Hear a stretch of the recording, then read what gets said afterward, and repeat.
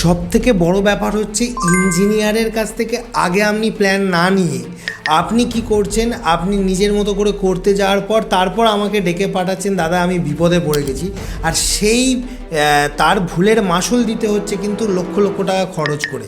এখন যে সাইটটা দেখছেন সেই সাইটে আপনারা পরিষ্কার দেখতে পাচ্ছেন, ইনি কিন্তু একবার চিন্তা করেছিলেন যে মেঝেটা বালি দিয়ে প্যাকিং করতে গেলে একটা খরচ হবে, তার থেকে এক কাজ করি একটু হাইট করে দিই, নিয়ে আমি কিন্তু এখানে একটা মেঝের মতো করে ছাদটা ঢালাই করে দিই। কিন্তু ইনি ততক্ষণে কলমগুলো তুলে ফেলেছিলেন, ছবিতে দেখতে পাচ্ছেন। তাই তারা কি করেছে, কলমের পাশে ছোটো ছোটো গাঁথনি করে তার উপর রাখতে গেছে। আবার যদি ভালো করে খেয়াল করেন পাশে দেখুন আর একটা বাড়ি রয়েছে, সেটা ওনাদেরই বাড়ি, কিন্তু যেটা পুরনো বাড়ি। এখন পুরনো বাড়ির ছাদের লেভেল আলাদা, নতুন পোর্শনে যদি ওইটা মেঝে হয় তার উপর ছাদ হয়, তাহলে ওইখান থেকে পুরনো বাড়ির ছাদে নামতে গেলে সেখানেও কিন্তু অনেক ধাপ হবে। এখন এমতো অবস্থায় আমি গিয়ে দেখি এটা মারাত্মক ভুল, আমি গিয়ে এই সিদ্ধান্ত দিই যে এই মেঝেটাকে ডাউন করেই করতে হবে এবং পুরনো ছাদের লেভেলে এই পোর্শনের ছাদটা করতে হবে।